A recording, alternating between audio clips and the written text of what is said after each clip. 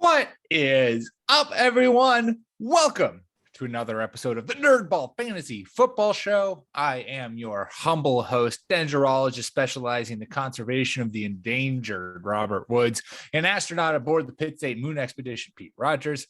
And I am joined by fellow nerd, the lead saxophonist for De'Ami Brown and the Downtown Funky Crown Band, and relisher in the slow demise of Ben Roethlisberger, the working girl, Jordan Smith. Jordan, how you doing today? Pretty good. We got 3 straight weeks of Brandon Cook's dominance. So you are riding high right now. Brandon Cooks is just an unstoppable force, and it's been a pleasure and joy to watch. I mean, he cannot be stopped. No matter what quarterback the Texans run out with, he will still be a wide receiver 2 at the very least. You just got to get in on it while you can. You know, I've in the past couple of years, I feel like there's always 1 or 2 people that I feel like I just missed the wave on, like either through waiver wires or from I'm just not listening to a bunch of chatter that's telling me all the right things in the off season. And Brandon Cooks is one of those guys. Who else is one of those guys right now? Mike Williams for me. I was like, oh, Keenan Allen is the guy. Like, this is it. It's going to be a Keenan Allen season. And I should have, Mike Williams has been, that man has been cooking to start the year. Yeah, Marquise Brown. Like, it's been hot for wide receivers, and I'm liking it so far. Yeah, I mean, you can't argue with, you can't say no to high performing receivers. And it's been a hot, wild start. I tweeted this out today. If you take, I always love, there's nothing quite like nothing as predictive as taking 3 weeks worth of data and then projecting it out for an entire NFL season. And of course, now all the projections are even more insane because, it's a 17 game season rather than a 16 game season. So Brandon Cooks is on pace for 182 targets, 131 receptions, 1,824 yards, and 5 touchdowns. Not to be outdone, Mike Williams is on pace for 175 targets, 124 receptions, 1,671 yards, and 22 touchdowns. Not to be outdone, Cooper Kupp is on pace for 187 targets, 141 receptions, 2,079 yards, and 29 touchdowns. So it's going to be a banner year for wide receivers this year. I'm glad you brought that up too, because after it's that time of year right now, after week 4, we got to wait and see what we have for week 4. But I feel like after the first month of the season is when you really get to start to see who players are and who teams are. So if Brandon Cooks and Mike Williams and all those guys start to, or continue their positive trends in week 4, then I mean, hang on to your butts. That just might be how we see them for the rest of the season. They might have a couple down weeks, sure, but if they all put together wide receiver 1 weeks yet again, those guys, you are locking those guys in as wide receiver 1s for the rest of the week. In my wide receiver rankings this week, I ranked Mike Williams ahead of Keenan Allen because it's just that's what we have seen through 3 weeks, and you can only work with what you've seen, Jordan. That's the way we play here. All right, let's get into week 4 starts and sits, where we go game by game, give you not just some starts and sits, but also our picks, as much as I tried to get out from under them last week. And no matter how hard I try, I just cannot defeat Jordan in the pick contest. I went 10 for 6, so I'm 28 and 21 on the year. Jordan, 11 for 5, 33 and 15 on the year. So no matter what gambling got. You got to start gambling for my sake, so that suddenly your numbers drop drastically. No matter what my strategy is, whether or not I agree with you or just go contrarian to you at every pick, I can't seem to get the win. Maybe this is the week. And we start the week, Thursday Night Football, Jacksonville Jaguars heading to Cincinnati to take on the Bengals. And you, Jordan, we were talking about wide receivers who have started off to a smashing start to start the year.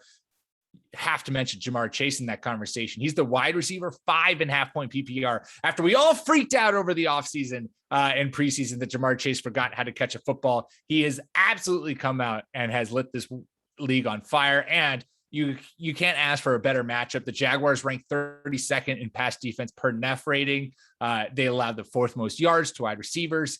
I have Chase ranked as my wide receiver 8 this week. I think that this is going to be another smash performance for him where he finishes a locked in wide receiver 1, especially we've already got confirmation that T Higgins is not going to suit up for this week. And so that just means more targets, more work going Chase's way. Yeah, I like Jamar Chase continuing his streak because Jacksonville has just been pretty rough. They're not a very good football team right now. So I think that this has the chance for Cincinnati to just kind of run roughshod over the Jaguars. Because since he's looked good, like their defense is kind of legit. They were, were obviously, you're playing the corpse of Ben Roethlisberger, but they stifled the Steelers off. Like the Cincy team, that Joe Burrow kind of making his way back from that injury, there's some spice to them, certainly. Yeah, a low-key start for this week would be to stream the Bengals defense against Jacksonville and Trevor Lawrence. I still like Trevor Lawrence and I believe in his talent, but he has thrown some pretty tough balls. So I feel like Cincinnati can come away with one. And like you said, they've been like a strong defense and they stifled the Steelers and they played well against a few of the other teams, including Minnesota. So a pretty sneaky stream, I would say. Yeah. Trevor Lawrence feels like he is going to, I'm quickly looking up some stats, but Trevor Lawrence feels like he's going to go the route of like Andrew Luck and Peyton Manning. Like Andrew Luck threw 18 interceptions his rookie year to 23 touchdowns. Peyton Manning famously 28 interceptions to 26 touchdowns. And then both of them year 2 were phenomenally better and were the excellent quarterbacks that they were all touted to be coming into the NFL. It feels very much like that is what's coming for Trevor Lawrence, especially if maybe there's a coaching change between now and this time next year because Urban Meyer. That's another thing. It's like, do we love what we're seeing there? You don't know if Urban Meyer knows what he's doing at the pro level. So that's like another thing that could just be immediately crushing Trevor Lawrence's development. I feel like we can confidently say Urban Meyer is not quite keyed in to what he should be doing at the pro level. You would said a good start. I want to say, I will say this because I am a James Robinson manager. Like I'm slowing my own roll this week after James Robinson had a great week against the Cardinals last week. The Bengals are a top 5 run defense. They're allowing only 178 yards through 3 games. And a lot of Robinson's success last week came when they were up against the Cardinals. The game script kind of let them run the football more than the Jaguars have because when they are behind, they don't run the football. So in this game, I'm going to temper my expectations for James Robinson, not expecting him to continue to play at the level that we saw him play last week. Pick him this. I'm going with Cincinnati. Yeah. I like Cincinnati a little bit more than I should. Hey man, you can't disagree with the fact that they're loaded on offense and have they got the talent. They got the talent in that defense. Defense is looking saucy. All right, let's move on to the Saturday games. And we have the Tennessee Titans heading to New Jersey to take on the Jets because the New York Jets don't actually play in New York, as we all know. Jordan, what'd you play for this game? Sorry about that. My Jeff Bezos and my Alexa device were trying to listen to me, so they were chatting. What's the new one that's on wheels now that's going to come and nudge you at your ankles? I have no idea. I think I need to get rid of these things. Pete, got a little surprise for you. I went above and beyond for my starts and sits this week. Love it. In honor of the Many Saints of Newark coming out this weekend in theaters and on HBO Max, no free ads, is I have ascribed a Sopranos quote to each of my starts and sits that will hopefully give a little bit more of a background as to why I'm picking these people. HBO, if you want to come sponsor the podcast, I don't know what more you could look for in a podcast than Sopranos quotes woven in to our takes. This is incredible. All right, hit me with the Jets. So the sits is the Jets offense. I say sits as in plural because, like, honestly, what more is there to say? They've looked really terrible and they've looked like, honestly, they haven't really brought in any sort of like continuity that you would expect from Mike LaFleur coming from the Shanahan tree. His brother, Matt LaFleur, came in almost instantly. Granted, he has a Hall of Fame quarterback at his disposal. Slight difference. But still, they came in and moved the ball very easily. So you'd expect a little bit of something from the Jets, and it just hasn't been there. Tennessee can be run on. They are a little bit soft in the middle, but I'm not sure that any Jets running back is worth gambling on because it's like, who is it going to be? Who's going to get the most carries? We still don't know. And the Jets and like poor Zach Wilson are dead last in pass DVOA. So they're not moving the ball in any way. And the quote that I have chosen for this is by Mr. Tony Soprano himself, the father. All due respect, but you got no fucking idea what it's like to be number one. Every decision you make affects every facet of every other fucking thing. It's too much to deal with almost. And in the end, you're completely alone with it all. And the Jets, you have no idea what it's like to be fucking number one. So that's why you get that quote. Oh my God. I'm not doing accent work either. No, I mean, that's okay. I appreciate just the reciting. That is well done. Yeah, the Jets offense has looked like a hot garbage of crap to start this year. And all of the excitement that I had about, the Shanahan system coming into New York has not exactly carried over. I will say, in terms of the long term, I still think Michael Carter is going to eventually like have an iron grip on this backfield. He's been playing the most snaps. He's getting the most carries out of the backfield. Like I think that eventually come week, like their bye is week 6. Coming out of that bye, I wouldn't be surprised if Michael Carter is like the firm cemented RB1 in that backfield. Who knows whether or not that's actually going to be productive. It's not clearly as productive as I was excited about. I'm still holding on to him in my home league, just not wanting to drop him in case he does click, but I probably eventually should, given just how bad this Jets offense has looked. Titans to win with the Jets not knowing how to be number one. This game's on Saturday. Interesting. Oh, is it Saturday, or did I just write Saturday because I'm an idiot? I don't know. Is it? No, it's definitely Sunday. It's way too. There's way too early for Saturday games. I think I'm just an idiot, and the weekend was a weekend. Yeah. Well, I got excited. I liked when they had a few of those Saturday games, and I like when they have Saturday playoff games. But I'm going Tennessee. Yeah. This feels like if Tennessee, if Tennessee didn't beat the Colts, I was like, maybe this is just a garbage Tennessee. But Ryan Tannehill has looked better. Their offenses look better. And the Jets have looked terrible for the entire year. Let's move on to the Kansas City Chiefs heading to Philly to take on the Eagles. And for those who watched Monday Night Football and watched Miles Sanders get exactly 2 carries throughout the entire game, I am here to tell you, don't panic. Miles Sanders managers, you should be starting him this week. Fire him up. No worries. He is still the RB1 in Philly. He played by far the most snaps, the most touches. It's not a workload issue. The Chiefs are ranked 31st in run defense per NEF rating, 4th most fantasy points to the position. He is a confident RB2 this week. And if you suffered through a terrible Monday night performance, Miles Sanders is going to make it back up to you this week, because the Chiefs, their defense is pretty terrible, Jordan, and could be the Achilles heel of this team as they start 1-2.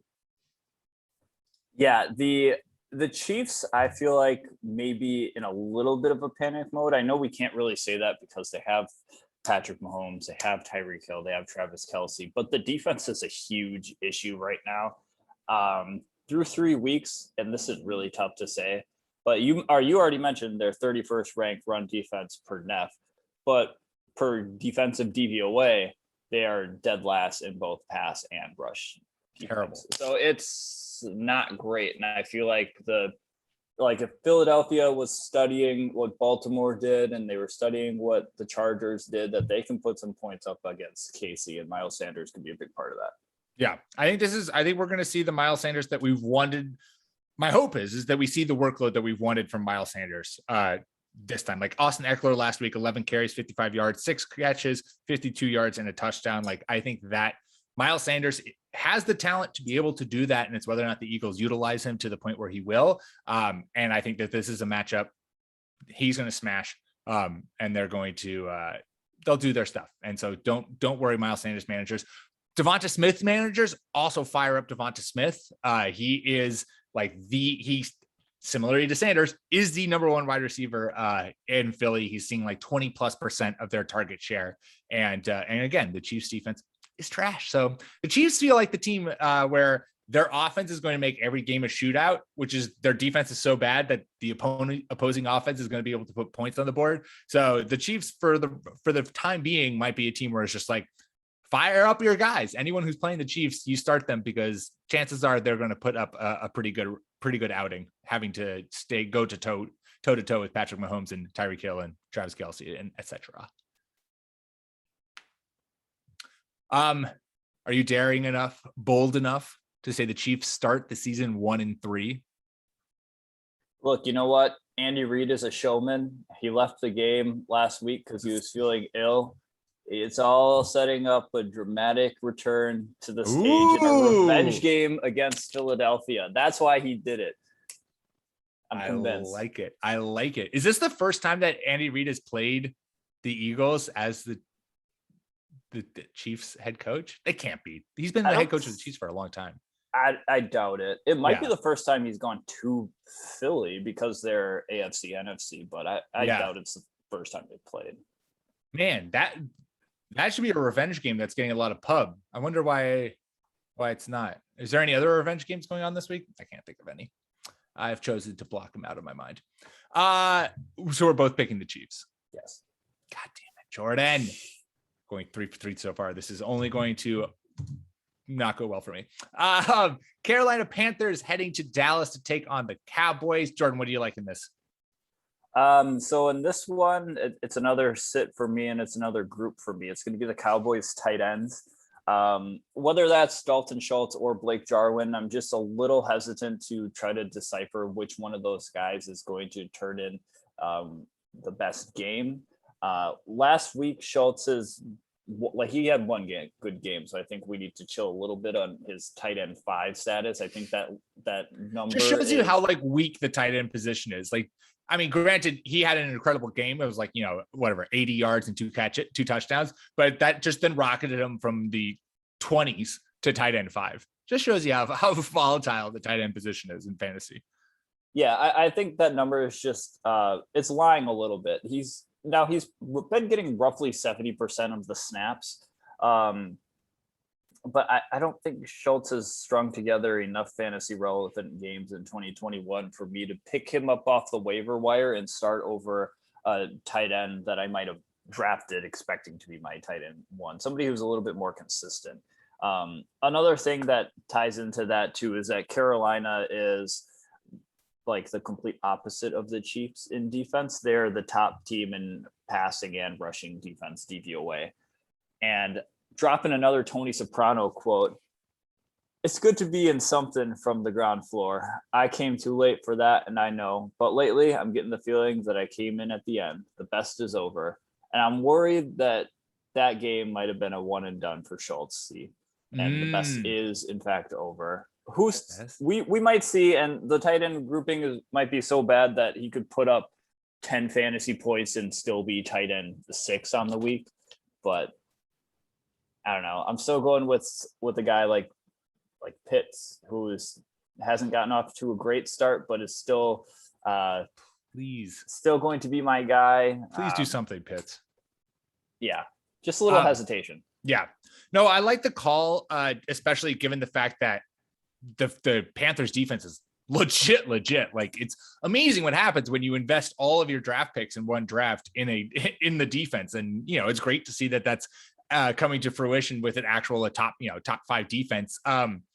I do think that the tight end in Dallas seems to be Dalton Schultz has the edge in that. He's always played the most snaps. He's seen the most like he's had 2 games with 6 or more targets to start the year. I think that you're totally right, Jordan, that the stats that he put up Monday night were an aberration. But I think if you're trying to debate between Dalton Schultz or Blake Jarwin, who I know a lot of people were kind of like sneaky high on this year because of the fact that he's coming back from injury, and like, oh, people forgot about Blake Jarwin, who is, going to do wonders in this offense along with CeeDee Lamb and Amari Cooper.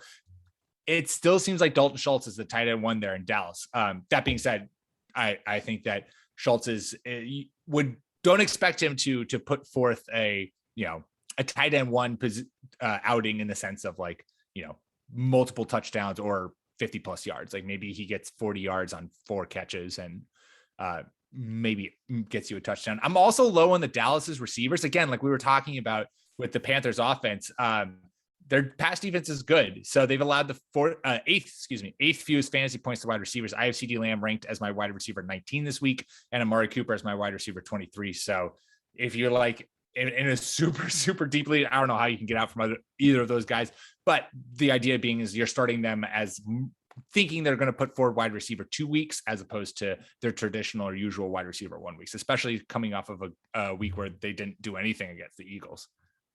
Yeah, and I think the Cooper Kupp situation this year has made me a little bit hesitant on guys who are coming back from ACL injuries because Cooper Kupp, it seems like it took him more than a year to get back to form, and we're obviously seeing it really well right now. Right.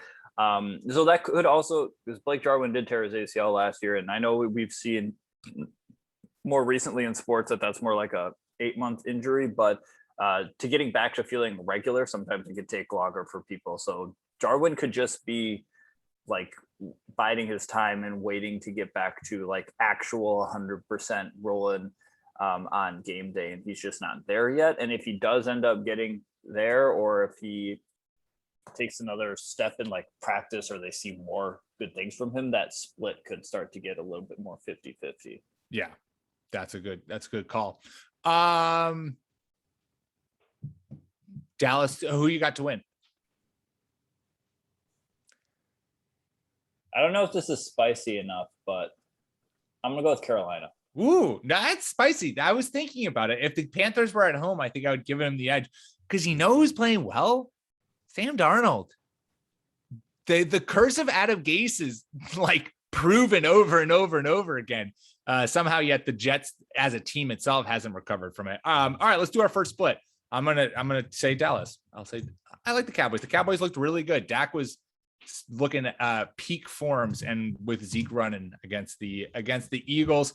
All right, let's move on to the New York Giants heading to New Orleans, back to the Superdome, to play its first game of the year, and the Saints, which first of all, I mean, I will tell you my pick right now. Saints are winning this by a mile. The energy in New Orleans is going to be electric, as they say. And so I have the Saints winning this game handedly, but my play is sit Daniel Jones. If you've been relying on him at quarterback, he had a great matchup last week against the Falcons and did not take advantage. I had him ranked as like a top 6 quarterback because I was like, oh my God, Daniel Jones has been playing so well. The Falcons are terrible at defending quarterbacks and giving fantasy points to them, but he didn't do it. Partially because all of his wide receivers got injured, but also partially because it's Daniel Jones, and Daniel Jones never does what he wants you to do. The Saints are allowing the second fewest fantasy points to quarterbacks. They've given up just 3 passing touchdowns and 35 rushing yards total through 3 games. And that's huge because a lot of Jones's fantasy production to start this year has come from his ground, from rushing and running as opposed to throwing. I think his days as a QB1 are quickly slipping away through his fingers. Yeah, I think the romance between like the New York Giants hopefuls and Joe Judge is kind of it feels like it's over right now. Joe Judge is bye. That experiment did not work. Yeah, I'm picking New Orleans as well, and I'm in agreement with sitting Danny Dimes. And if it wasn't for Saquon Barkley having a moderately decent week last week, I'd be like, try to get rid of all of your Giants players if you can. Yeah. Saquon included. Like this might be a good time to sell high on Saquon too, because he looked like he bounced back pretty well. Yeah, I just traded for Saquon, so I don't love hearing, Jordan, that you want people to get rid of Saquon. But yeah, did you buy low though? I I traded. So this is the debate. We talked about this on Monday's show. So listeners who've already heard this, I apologize. But in my home league, I traded Clyde Edwards-Helaire for Saquon Barkley. And people in my leagues, some of them got in a fit because they thought that was a wildly unfair advantage or unfair trade. And in my end, and I was like, I don't think so. And the person who I traded with didn't think so. So 2 middle backs, and look at that. In the next week, they both performed well. So who's to say? People, I like that for you still. I mean, yes, I liked it for me too, because I was the one who made the trade. But as long as the person who you make the trade with is like, no, I didn't see anything wrong with it, then who cares what anyone else thinks? Don't listen to the sticks and stones can break my bones, but words will never hurt me. Also, don't start any Saints wide receivers. The Saints are throwing the ball the least out of any team in the NFL, and are targeting their wide receivers just 45% of the time. Just don't go down there. So we both went backs. They're only throwing to Alvin Kamara, or they're targeting Adam Troutman 1,500 times, but he's not catching it. So yeah, I'm like the tight ends aren't doing anything either. So I'm literally sitting here like, who are they throwing the ball to? It's just Alvin Kamara. Hope you bought Alvin Kamara stock at the beginning of the year. All right, so we both like the Saints to win. Yeah, they're at home in the Superdome, coming off of a very good win against the Patriots, because the Patriots suck. Yeah, this should be a game that the Saints take pretty handedly. Cleveland Browns heading to Minnesota to take on the Vikings. Vikings coming off of a upset win over the Seahawks, which your boy called. This boy, I'm on it. And the Browns making my Bears pick look absolutely foolish because they torched the Bears offense, and Myles Garrett cemented himself as a defensive player of the year. Jordan, what do you like in this game? So in this one, other than starting like the typical people that you would start, like I would start Justin Jefferson, I would start Adam Thielen, Odell Beckham Jr. I feel like I would still give him a start because he just got back into the field last week, so he still could come up with some big things. He's a good flex play. But my main one is just fire up the Browns running backs. Cleveland is just very intent to push the ball down people's throats. They are number 4 in rush DVOA on offense, and Minnesota is 27th in rush defense. So they will be able to move the ball on them. And to drop another Tony Soprano quote, a wrong decision is better than indecision.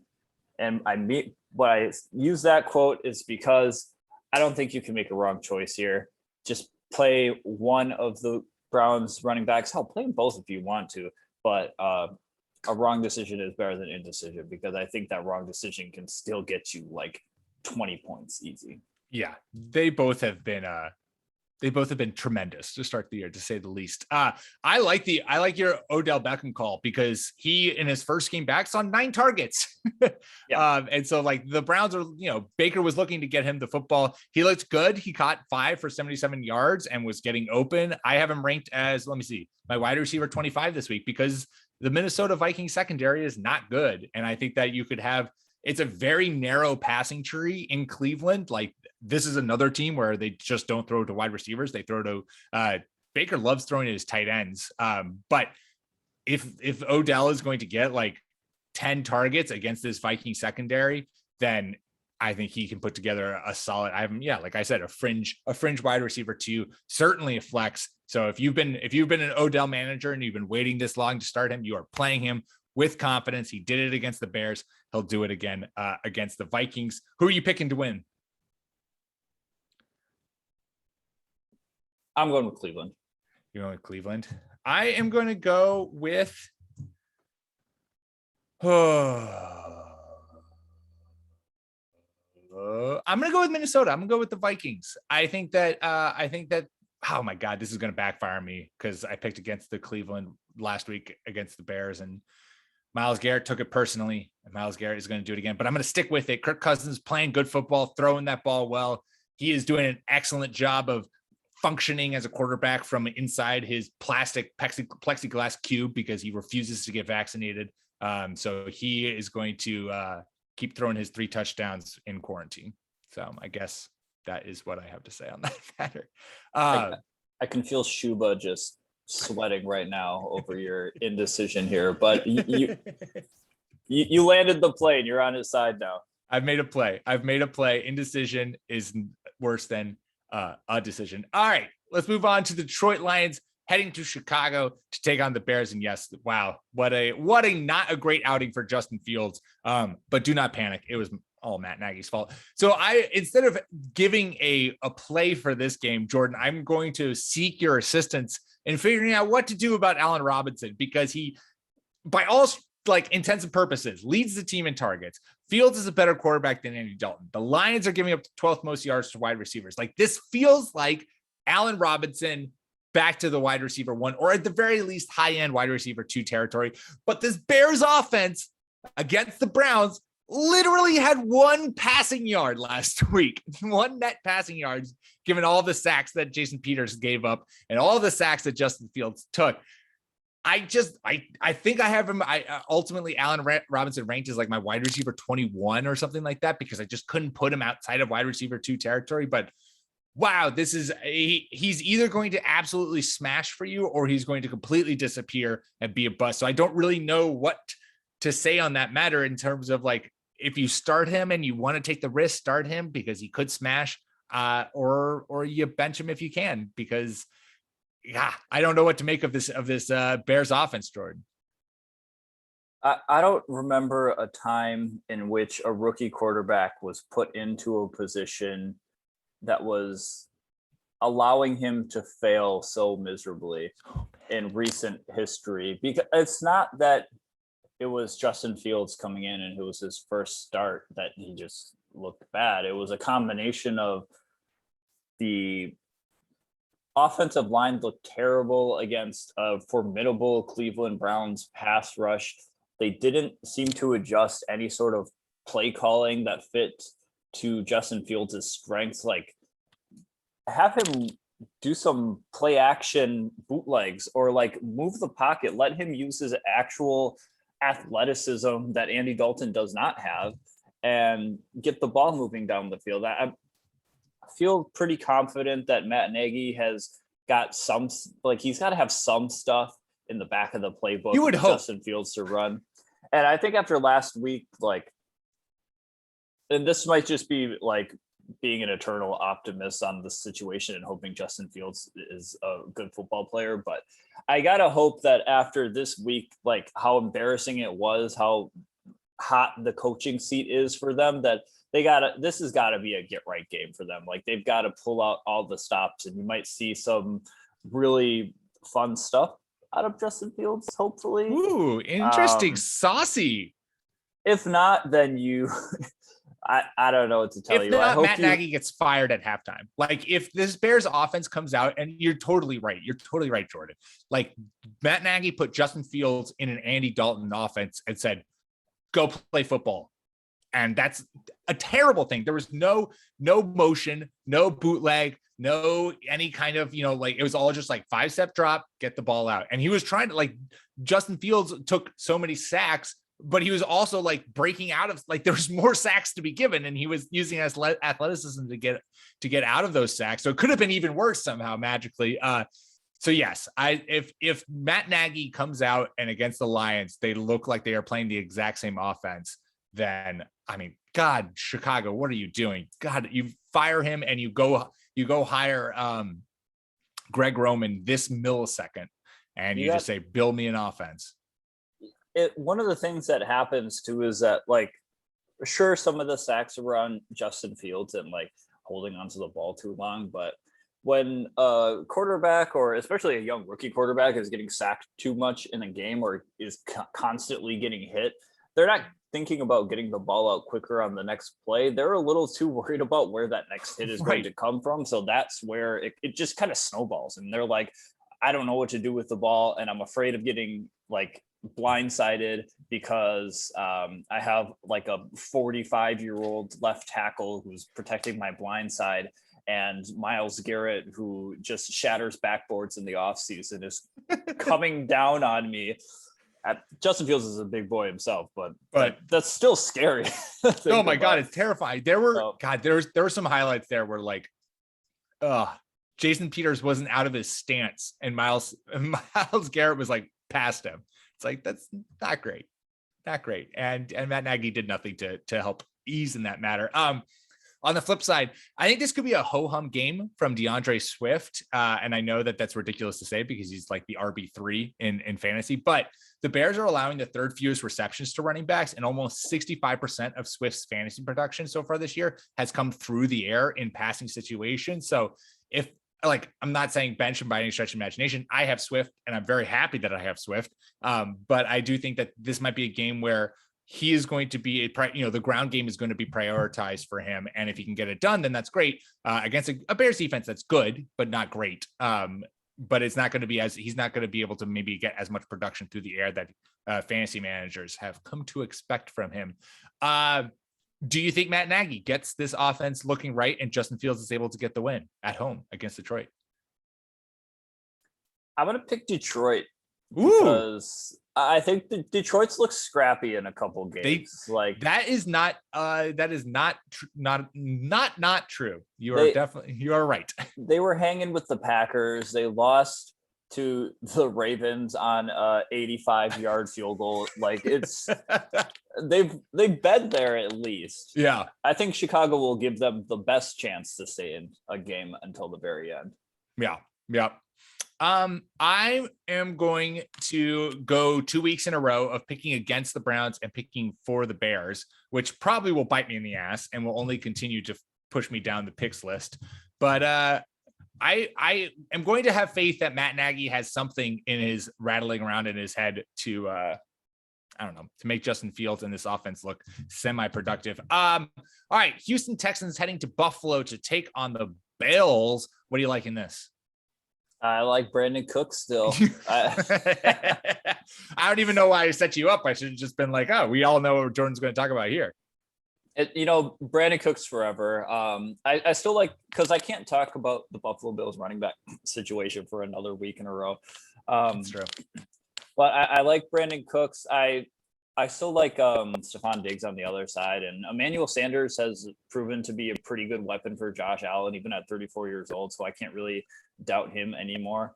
But as far as Cooks goes, he is the overall wide receiver 6 right now. He's caught 23 of 32 targets this season and has played at least 2 good to decent defenses in Carolina and Cleveland. Both of those guys are pretty solid. And he has 10 yards per target, but only 1 touchdown. So I think that there could be a positive regression on the way that could really pump up his numbers even more. Like, being wide receiver 6 with only 1 touchdown is a pretty good feat. That's right like now. Christian McCaffrey shit, where Christian McCaffrey was like the RB2 for scoring 1 touchdown because he just gets touches everywhere. Yeah, exactly. And switching it up a little bit, going with a little Corrado Jr. soprano for this quote. You steer the ship the best way you know. Sometimes it's smooth. Sometimes you hit the rocks. In the meantime, you find your pleasures where you can. And for the Houston Texans fans, you got to find the pleasures where you can. And it's in Brandon Cooks' season. He's having a good year for you. You got to at least take that W. Yes. Let this forever put to bed. And I'll give it one more week. I'll give it one more week, Jordan. We talked about it at the top of the show. 4 weeks in that we can make bold proclamations. Let this forever put to bed the idea that Brandon Cooks is not a legit wide receiver 1.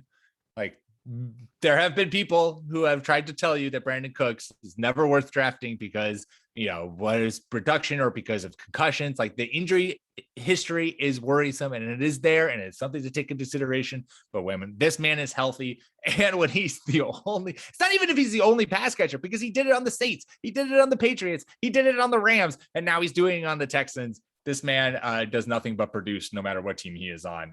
So yes, good for Brandon Cooks and good for everyone who bought, who bought into Brandon Cooks early and now reaping the benefits and reaping the rewards. Also, I love your Emanuel Sanders take. He's my wide receiver 35 this week and is an excellent streaming option against the Houston Texans. I think he's rostered in like 35% of sleeper leagues. So if you want the wide receiver help, Emanuel Sanders, man is seeing 6 targets in every game in the Bills' high-flying passing attack. You love to see those numbers. I am going to love seeing the Bill. Oh God, I was going to say the Bills are going to win this game, and they will. but the AFC East Patriots fan in me I would love to see the Texans pull off this upset. It's never going to happen. The Bills defense is playing way too good. Bills offense looks good. I'm picking Bills, but man, I would love to see an upset. Yeah, I'm going Buffalo because they just seem to they're clicking on offense right now, so you don't want to get in the way of that. No, let them do their thing.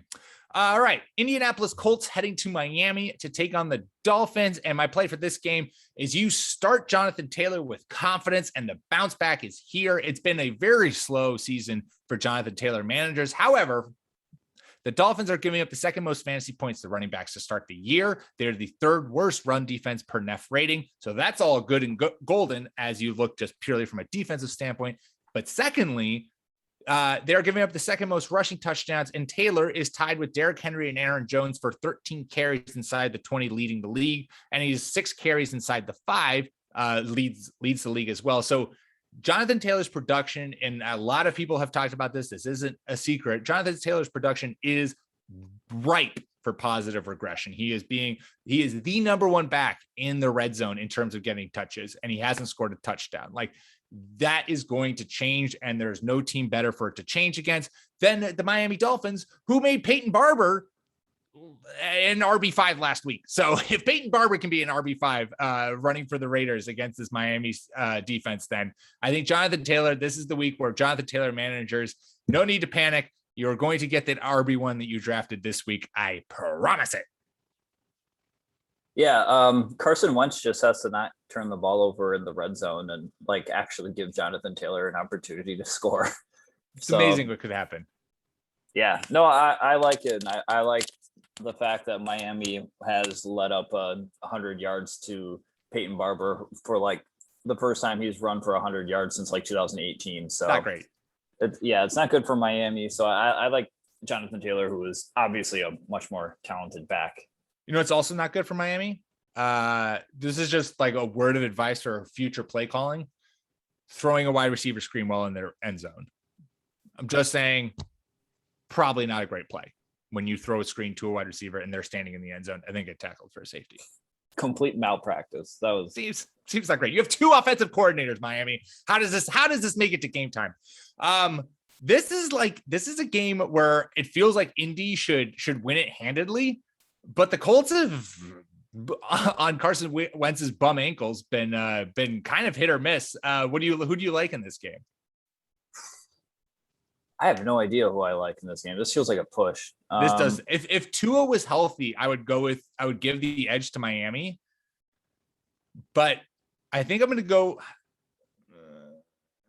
Or do I still go with Miami? You know what? I'm going to still go with Miami. They're in Miami, and Jacoby Brissett didn't look bad. You know, he didn't look great, but he didn't look bad. They made a game with the Raiders who are undefeated. So, you know, you gotta give that the weight it deserves. So yeah, I'll go with Miami here. Well, Jacoby Brissett revenge game. Yeah, so many revenge narratives this week. I love it. But no, I'll go Indianapolis. Why not? All right. So we'll split that. All right. And the final game of the morning is the Washington football team heading to Atlanta to take on the Falcons. Oh my God, this Falcons team has let me down so many times, Jordan, countless times.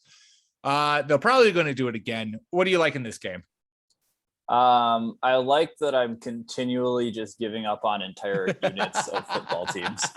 I'm fading the Falcons offense right now. I know I said I would play Kyle Pitts over Dalton Schultz earlier, but I lied.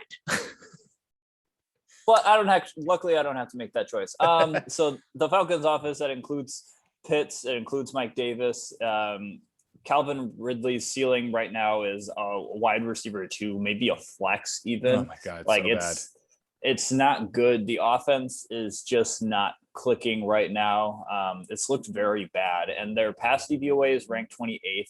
Their rush DVOA is ranked 32nd, and the efficiency is just not there. Like, this is, I don't want to say it's too early to say it's hitting Matt Nagy territory, but it's a little like Arthur Smith. You got this offensive guy, goes to a new team. You instantly expect his offense to just plug in and be great, but that's just not the case right now. It's part to blame because Matt Ryan has a lot of deficiencies at this stage in his career. And also the Falcons have great skill position players, but they are missing a lot of pieces that help build the core and the foundation of a winning NFL football team. With all that being said, I'm going to also pick Washington to win the game. Yeah, I think Washington will win as well. I paused there for a second because Washington's defense has not looked as dominant as many of us thought that they would. And I will give credit to Nick, because Nick brought this up on Twitter, where it could be the fact that they've played a lot of athletic quarterbacks to start the year and that their pass rush has driven those quarterbacks out of the pocket and allowed them to show off their athleticism. Now you're playing Matt Ryan, who cannot do that. And so this could be a bounce back game for the Washington defense, where it looks like the Washington defense that we expected, which is a smothering pass rush. It's tough to run on, tough to throw the ball against. They're giving up the second most fantasy points to wide receivers. And so this could be a really good game from Calvin Ridley. But part of me thinks that given what we've already seen from the deficiencies of the Falcons offense, that if Chase Young and Montez Sweat and Jonathan Allen, if those guys can get going on the pass rush and really stifle Matt Ryan, that this offense is just going to absolutely crumble and there's going to be no one there to pick up the pieces.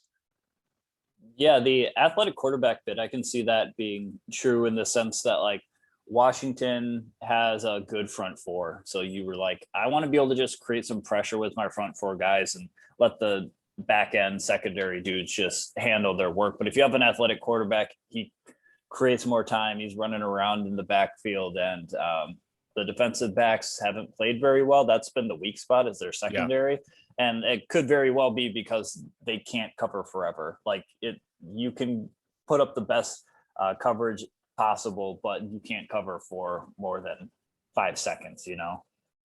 It's a good call. All right, so we both have Washington winning. Before we get to the afternoon games, I want to tell you, dear listeners, about our Patreon, patreon.com/NerdBallFF. We have all kinds of perks for those who wish to join, including you can join our staff Discord channel where we talk football throughout the season, our starts and sit hotline where you can give us your most pressing starts and sits question, and we will answer them in a timely manner. And you can submit questions to the podcast to be answered live on the show. So if you want to support us, and we appreciate anything you're willing to offer, go to patreon.com/NerdBallFF. All right, Jordan, the afternoon games start with Seattle heading to San Francisco to take on the 49ers in a battle of NFC West supremacy, except not, because the Rams are better and the Cardinals are better. So it's really like who sucks less in the NFC West. These games are always utterly absurd. We have 2 NFC West games this afternoon, and they're impossible to predict. But for this game, I'm going to start even a banged up Elijah Mitchell over Trey Sermon in the 49ers backfields. The Seahawks are one of the worst run defense to start the year. They're the absolute worst from a fantasy perspective, giving up the most points, over 35 points per game to the running back position. Now, Trey Sermon, and this pains me to say it because I have a lot of Trey Sermon stock on many of my fantasy teams, but he had his shot. He's got 10 carries, 31 yards, and a touchdown against the Packers. And Kyle Juszczyk played 70% of the snaps and had all the red zone work, which is not a really great sign for Trey Sermon. If Kyle Juszczyk, fullback extraordinaire, is taking all of the work when it's supposed to be Trey Sermon's week. If Mitchell can play, he seems to be 100% Shanahan's preferred running back. So I am going to confidently start him in a great matchup where he'll be able to exploit a weak Seahawks defense. I was listening to the Ringer NFL show earlier this week, and Ben Solak, who a lot of football people and fantasy people know who that is. He writes for the Ringer now, but he was on a podcast saying that he doesn't necessarily trust Kyle Shanahan's evaluation of talent because they continually get like these guys who are like 6th round running backs and like undrafted free agents who are just going to come in and be the people that lead their team in rushing yards. And Trey Sermon's a 3rd round pick. They had Joe Williams like a couple of years ago, who was also a 3rd round pick. That didn't pan out. Dante Pettis, like Trey Sermon. I was excited about Trey Sermon. I really liked him at Ohio State. He was the running back that was promised going into a great landing spot at San Francisco, but I don't know. He made the Packers run defense look really good. So that is not great. That's a knock against him for those listening at home. Also, can we start Trey Lance already? Good Lord. I don't know what Kyle Shanahan is looking for because it is not Jimmy Garoppolo. Jimmy Garoppolo is showing you absolutely nothing. And at least Trey Lance makes things exciting and life exciting. But thank God Brandon Ayuk is back out of the doghouse. So we'll take what we can. Yeah, we'll see about that. Who knows? He might go right back in. Kyle Shanahan's a fickle man. Kyle Shanahan doesn't even know what he wants. Who do you have winning this game? I'm gonna go. Indecision is worse. I'm gonna go with San Francisco. San Francisco. Ooh, it might be pettiness because Seattle let me down last week after I picked them. That's fair. I'm going to go Seattle because their failure let me up. They succeeded when I said they would fail, or other way around. They failed when I said they would. Well, they failed in order to make me succeed. All right. Arizona heading to the Rams to take on Matty Stafford, MVP favorite, in my opinion. Jordan, what do you like in this game? I will get to that in a second. I realize I forgot to. Oh, yes. You have to go back for your quote. My Sopranos quote for the Falcons and Washington game. So this one's entirely Falcons related, and it's another Junior Soprano quote. It's some people are so far behind in a race that they actually believe they're leading. And that is what I think the Falcons did when they drafted Kyle Pitts. Despite his unicorn status, they thought they were leading. They thought they were one generational talent tight end away. That's such a good. That's so applicable. That is your quotes have been on point, Jordan. Standing ovation at the end of this show for your quote getting. I'm sorry to do you dirty like that, Atlanta fans. They don't care. they agree with you. We got the other NFC West matchup with the Cardinals and the Rams, and I'm going with Darrell Henderson. He was injured for week 3, but I think despite draft or trading for Sony Michel, who I kind of thought was going to end up going there and being the guy that takes over, because I mean, trading for a former first-round pick usually indicates something, but he really, I don't know, he didn't do a whole lot to stand out last week. And in the weeks before Darrell Henderson got injured, he put up 15 and 17 PPR points. Yeah. And the Rams offense, despite all the attention that's been paid towards Matthew Stafford and Cooper Kupp, rightfully so, they're still the 8th team by rushing DVOA on offense. And Arizona has played solid on defense. They're the number 3 pass defense, but they are sitting down at number 19 in rush defense. So I think that the Rams, especially with the way they've been moving the ball as a team, they can definitely do some damage. In addition to, I mean, start Cooper Kupp. I like Tyler Higbee as well. DeAndre Hopkins on the other side. Those are a pair of guys that I like.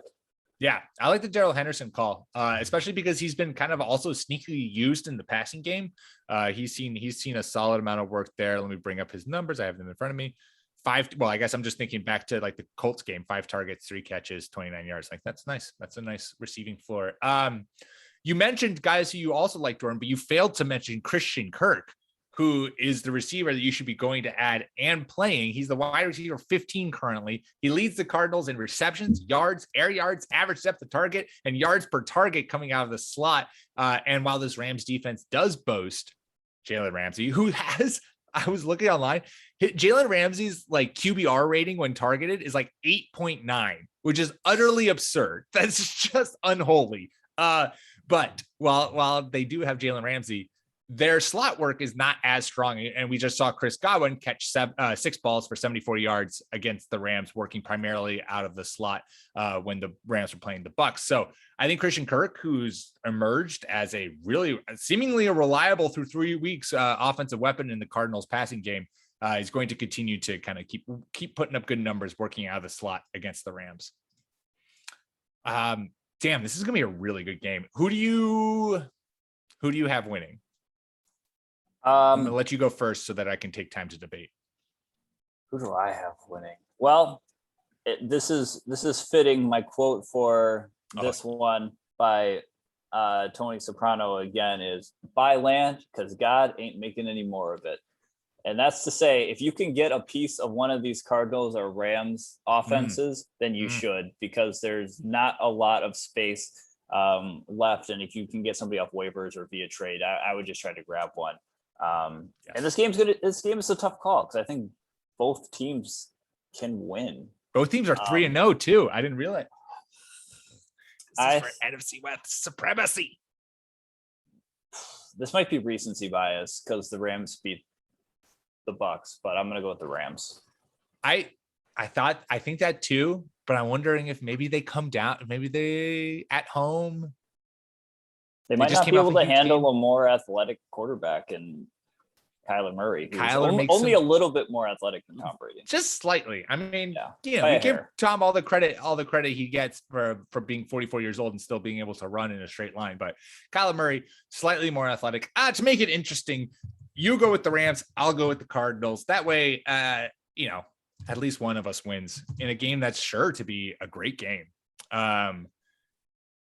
Why is the Raiders Los Angeles this Monday Night Football game when we have Arizona Rams?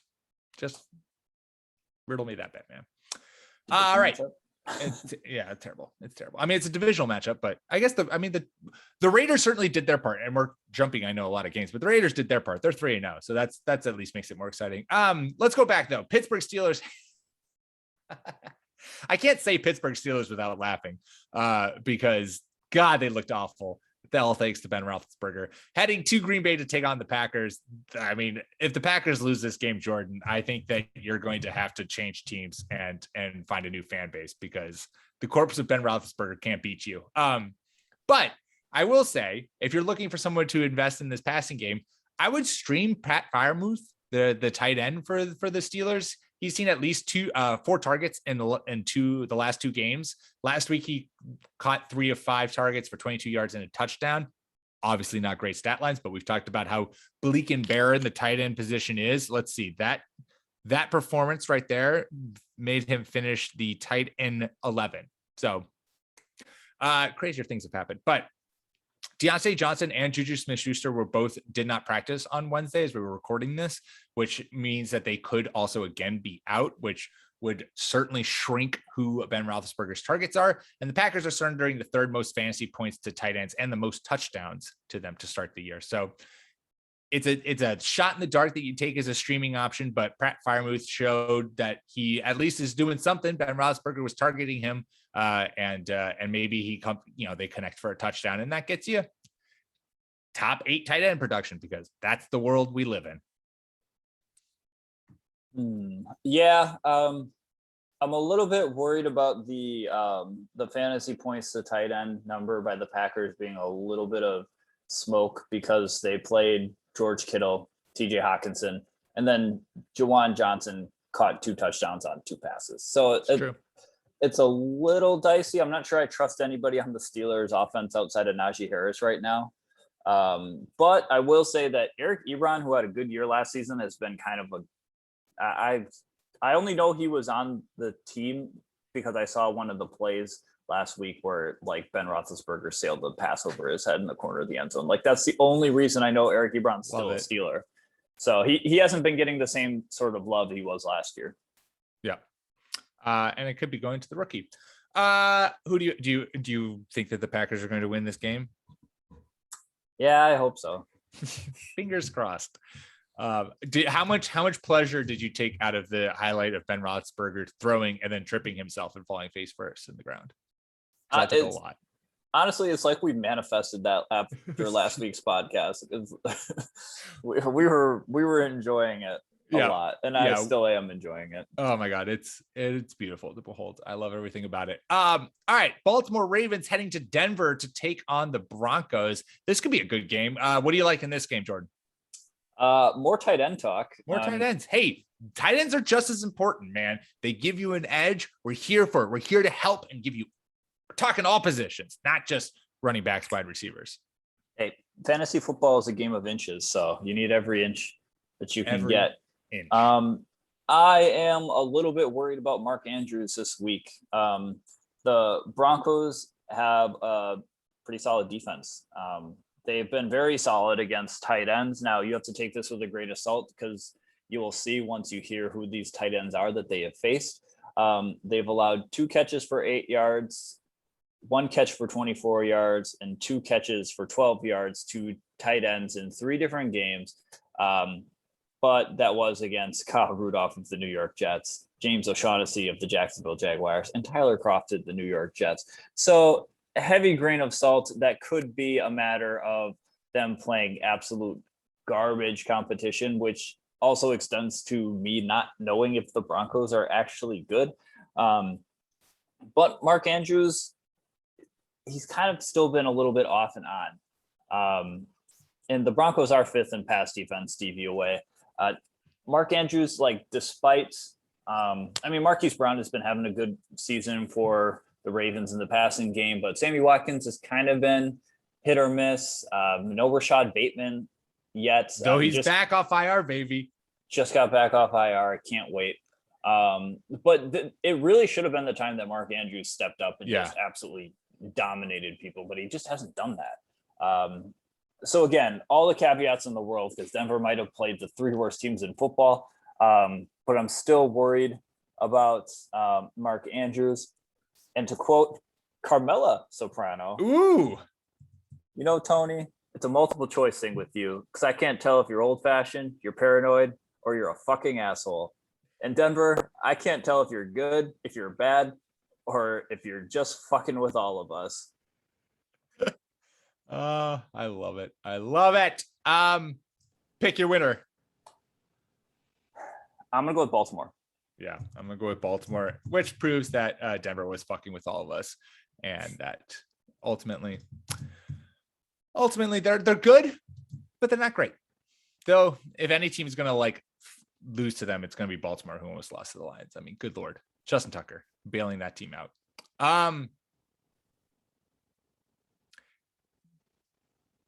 Sunday Night Football. Tom Brady coming home to New England. Hello. Hello. Is it me?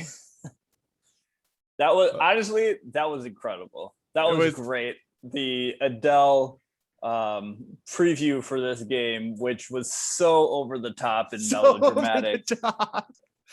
Oh my God. This game is going to take years off my life. Honestly, I think I'm kind of happy. I have been living in Michigan. My brother's YouTube TV account recognizes that I'm in Michigan, so I can't watch the Patriots game if they're local. So I haven't seen the Patriots play this year. I've only heard from what my Twitter timeline is that they're trash and garbage. So I'm super excited for the first time I get to see them to be a primetime game against Tom Brady, who's coming for blood. It's going to throw 500 yards and 5 touchdowns, and 150 of those yards and 2 touchdowns are going to go to Gronk. I just know it. But in order to, I guess, try to pretend that the Patriots have something to play for and some goodness is going to come out of this game, Jordan, I'm telling you, our boy Jacoby Myers is a must start this week. The Bucs have allowed the most receptions, most targets, second most yards, and most touchdowns to wide receivers. And last week against the Saints, with James White going down, poor some out for him. He is done for the year with a hip injury. Myers saw 14 targets from Mac Jones, so it was clear that Mac Jones focused on Myers, got him the football. Myers had 90 plus yards. There's some ridiculous facts going around that, Jacoby Myers is like the only wide receiver in NFL history to have the receiving production he has without scoring a career touchdown. So it's going to happen this week against the Bucs. And this is definitely me trying to try and find some silver lining, something to root for as a Patriots fan, but put Jacoby Myers in your starting lineup and watch him work against a terrible Bucs secondary. Yeah, if I believe in Brandon Cooks' positive touchdown regression, I gotta believe it's gotta be there for Jacoby Myers at some point. And Bill Belichick has probably got some things ready for this. I think Bill, on the whole emotional, he's further away from Adele and like crying out a window that has rain splattered on it, and probably more in line with like that scene from Mad Men in the elevator where Don Draper's like, I don't think about you at all. He's closer to that end of the spectrum. For sure. But I think that Bill Belichick understands how important this game is in beating Tom Brady because he understands legacy. So I think Belichick will have some things ready. And 14 targets to Jacoby Myers you can't ignore that. No, God, no. I would feel much more confident about Belichick having something schemed for Brady and being able to like actually implement it if Stephon Gilmore was healthy and on the field. But he's not. Tom Brady over under 500 yards. It's happening. Accept it. I have accepted it. I am picking the Bucs to win because I just don't see a world where Mr. Slight, Mr. Grudge himself, Thomas Brady doesn't just come out. I mean, this is the game. This is his Super Bowl. This is the only NFL team he has not beaten. And he's going to do it this week on primetime and just stomp on every Bostonian's heart one final time. It's great. I love it. Can't wait. We have Andy Reid returning to Philly. We have the Jacoby Brissett revenge game. And to cap off the weekend trilogy is the one we forgot at the beginning of the show when we asked, are there any more revenge games? This is the ultimate revenge game. Game. I think Tom Brady might care about winning a little bit more in this regard. I think Tom Brady is a low-key, petty person. He's a psychopath. He is a psychopath. Yes, I think he definitely cares more than Belichick. I'm picking the Bucs. I just be the one good soul, Jordan. I'm picking the Bucs. Damn it. I tried to fake confidence in someone and something. All right, and wrapping up the week, Monday Night Football, Las Vegas Raiders, 3-0 Raiders heading to Los Angeles to take on the Chargers. Jordan, wrap us up. What do you like in this game?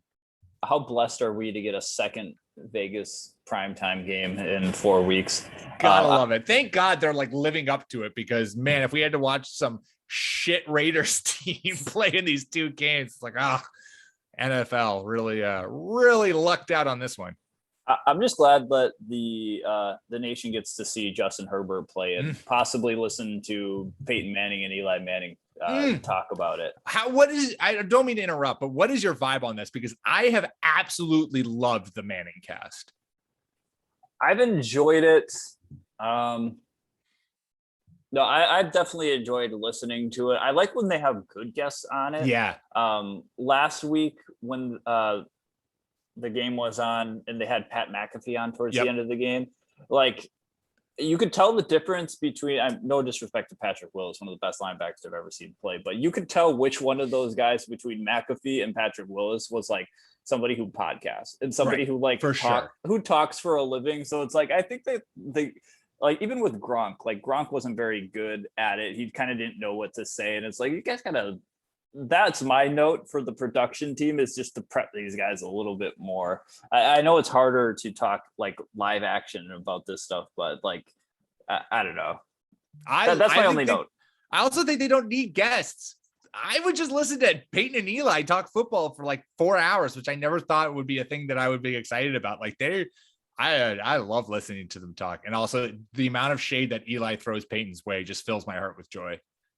I like to have the Peyton and Eli commentary on because they talk like real good X's and O's about the football game. And I can watch the game and like my girlfriend can tune out and not like have to pay attention to a game she doesn't care about, but I still get to watch it. Yep. That's exactly what we do. It's perfect. Great hack. Thank you, Mannings.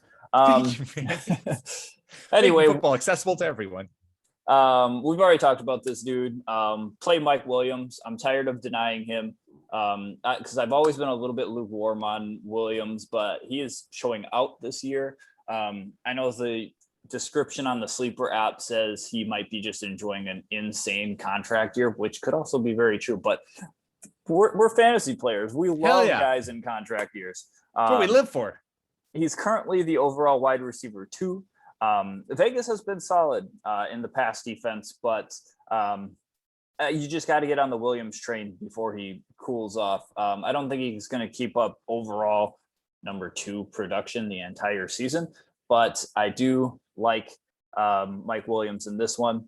Not all is negative about the Las Vegas Raiders, because this quote is about you, and it's from one Christopher Baltasanti. Other people's definitions of you, sometimes they're more about making themselves feel better. You got to define yourself. Las Vegas Raiders, you got to go out there and define yourself. Don't let us tell you whether or not you are going to, I don't know, start losing games after a hot start like you have the past 2 seasons. Don't let us tell you that. Don't let us tell you that. Show us something new. Define yourself. I love it. Final fantasy note is I would say I'm going to fade Raiders pass catchers, Raiders wide receivers this week. The Chargers, their defense has been legit against wide receivers, allowing the 5th fewest points, and they just completely shut down the Chiefs offense. So Henry Ruggs has been looking really good. Brian Edwards has been looking good. Hunter Renfrow, Jordan's favorite player in the NFL, is looking good. But I think those guys all kind of have a step back week because this Chargers secondary is legit. But yeah, Mike Williams has earned his wide receiver 1 spot. And like I said at the top of the show, I ranked him ahead of Keenan Allen. I've ranked it. I think he's my wide receiver 5 this week because he's just been balling out. The dude hasn't been stopped. So I don't expect it to get stopped on Monday night. And I'm going to pick the Chargers to win. Give the Raiders their first loss. Hunter Renfrow is my favorite NFL player that looks like a server at Olive Garden. I'm going to go with the Chargers. I wanted to go Vegas, but I got to go with the Chargers because I have too much riding on Keenan Allen in that game. So I know I can't root against myself that hard. Can't root. Maybe I should reverse jinx it. I'm going to go Chargers. Okay. I think we might have a legit home game for the Chargers if the celebrities show out like they did for the Rams game. The Rams. This is a Monday night primetime game. So yeah, this could be. I wonder what LA fans show out for a Charger. Who would be the perfect B-list celebrity to be a Chargers fan? Who you'd be like, oh my God, of course that person's a Chargers fan. If I was good, I would think of someone off the top of my head, but I can't. Yeah, I'm just mostly worried about calling somebody a B-list celebrity, but I mean, this podcast is listened to by millions, so it will get back to them. Oh God, we just have Kristen Davis catching strays on this podcast for no reason. She's like, "What did I do wrong? I did nothing wrong." All right, before we go, it is time to play. We love conditions. We love conditions. We love conditions. We love conditions. Where, of course, we spin the wheel and it gives us a condition to draft a DFS team. Unfortunately, after starting making money, we have yet to make money again. But this is the week, Jordan. We can do it. I feel confident in our abilities, and we are going to draft us a team and let us spin the wheel and see what our condition is. Oh my God, I almost pulled my headphones out. My conditions for this week is it has to be a second-year player. Ooh. So that's what we're looking for here. And we're going to start in the quarterbacks. So we're just rooting for breakouts, I guess. Yeah. Second year. Jalen Hurts against the Kansas City Chiefs. It's not a bad option. It might be our only option. Is Taylor Heineke a rookie? No, he's not. Second year, no. Oh, is he? I don't know. All the guys I'm thinking of are third year guys. My God, where's Joe Burrow? Oh, Joe Burrow is playing Thursday night. That's why he's not on this list. Oh wait, we can't draft Herbert either, can we? No, because he's Monday night. God. Well, I guess Jalen Hurts it is. Against Kansas City, I don't hate that. Yeah, Jalen Hurts. Yeah. I think he's gonna have a good game. I mean, what has he got so far to start this year? Game log. He's had a good year. He's had a good year. He had 22 points against Dallas despite throwing the ball for. Oh, I guess he had actually pretty good game against Dallas. But anyways, all right. That might be where we come back for a discount if we're going over budget. That's true. Second year running backs. DeAndre Swift against the Bears. God, I love his. After I just said that could be in a ho hum week, but you gotta love that Antonio Gibson against the Falcons. That feels like a buy on to me. I do like Antonio Gibson. He looked good too. He did look good. Should we do Antonio Gibson and Jonathan Taylor? Gotta do Jonathan Taylor. I talked about how you needed to start him, so I can't not include Jonathan Taylor on this list, on this team.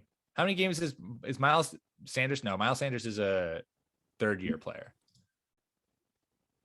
Yeah, Miles Sanders is like 22 years old, but he's been in the league for 6 years. You love Buffalo's right backfield, Zack Moss against Houston. That could be a buy low guy. Like That could if he just gets some touchdowns in there. I mean, he has been getting some really high fantasy production touches recently. I mean, like his game, like 16 fantasy points, 14 fantasy points since he's come back. I like that. I wish we could have J.K. Dobbins. I wish we could have J.K. Dobbins. Oh my God, I miss J.K. Dobbins so much. My fantasy team definitely misses him. I'll give you. Let's do Zack Moss right now, and if we have room in the budget, we can always adjust accordingly. Yeah, if there's room, let's go DeAndre Swift. Yes, I like that. Wide receiver. Who do we have? Who are the Justin Jefferson? CD. CD against Carolina, though. I don't love that. I do like Jefferson against Cleveland. He returned to the land of the living. DK against San Francisco. DK's third year, isn't he? Is he? I thought he was in that class. No. Oh, I'm wrong. Damn it. Oh yeah, because he was with McLaurin. Yeah, that's Chase Claypool as the only only wide receiver healthy in Pittsburgh. Nah, I'm worried about Chase Claypool. I am too. I'm worried about this entire Steelers offense. Yeah, it's not so much Chase Claypool. It's more like Michael Pittman. Offense. I like Michael Pittman. I like Michael Pittman. He's seen 12 targets in back-to-back weeks. I mean, you gotta love that. That's my guy. All right, let's make sure he's on the team then. Carson Wentz being in at quarterback means he's going to see some passes come this way. Some passes. All right, which of these elite guys should we go for, or should we try to see if we can fit both Jefferson and CD? Because we also have. I saw him sneaking down here. I mean, Brandon Ayuk. This might be the cheapest you can get Brandon Ayuk going against the Seattle Seahawks. We should consider him for flex play. Yeah, for flex play. I do want to get. I think we can't walk away without CeeDee Lamb or Justin Jefferson. We have to. Okay, I agree with that. I would go with Justin Jefferson over CeeDee Lamb personally. I'm okay with that. But we could try to see if we can fit both in. Should we tentatively have both of them in for now? Sure, why not? See what we can do. The more the merrier. I don't think at tight end, and let's put before we forget about him. Let's put Brandon Ayuk as our flex. Second year tight end might be the toughest. So. That's what I was going to say. I think we could burn some salary at other positions because who's a second year tight end? Troutman. Like, is that it? I can't even. Who were the tight ends last year who were drafted? Let me look. Let's look at Google's. What were we? 2020 NFL draft. I'm trying to Google it right now. Wikipedia. This is great podcasting. Let me scroll down. Wait, how long has Noah Fant been in the league? I mean, that's player selections. Give me. All right. Can I not sort by tight end? Can I sort by position? Position. Oh, I can't sort by position. All right. Top tight ends drafted.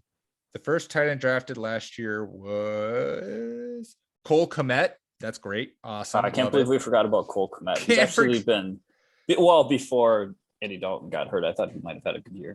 Yeah. Is that? Oh my God. I am finding no other tight ends. Devin Asiasi. Wow. This is going to be rough. I'm not going to lie.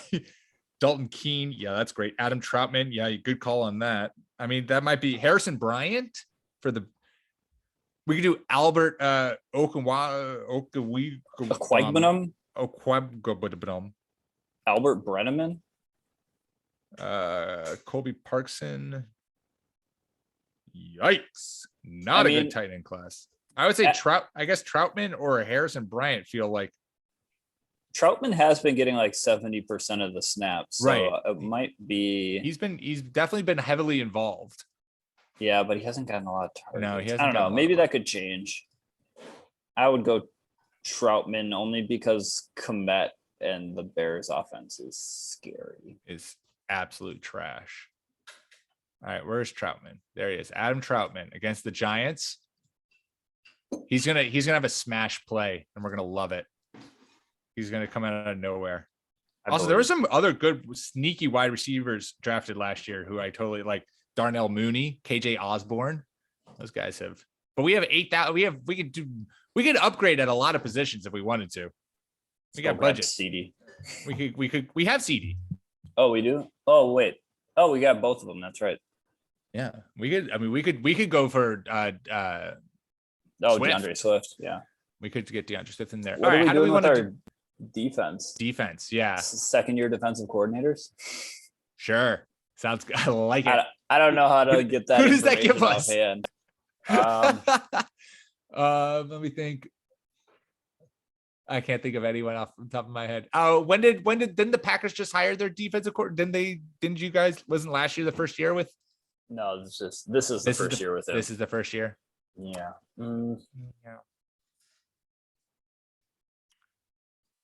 What about the Washington defense? And we just say chalk it up to Chase Young. Sure. Like it. They're young anyway, so They're young. why not? Or Going the up against Panthers Atlanta, too? defense. The Panthers defense Could do has the a Panthers ton of defense. second-year Oh, players but Panthers on are it. Thursday night. Oh, damn it. Yep. All right, That would have Washington. been great too. That would have been great. That would have been perfect. Washington's defense against Atlanta. I like that. All right, let's see if we can. Let's put in DeAndre Swift instead of Zack Moss. Yeah, I'm good with that. All right.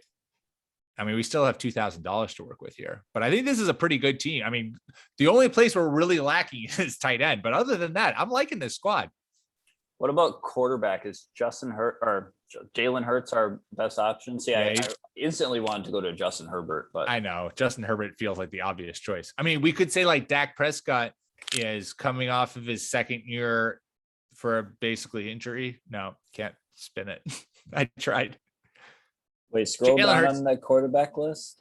Jalen Hurts, don't let us down. I mean, this is just saving us money.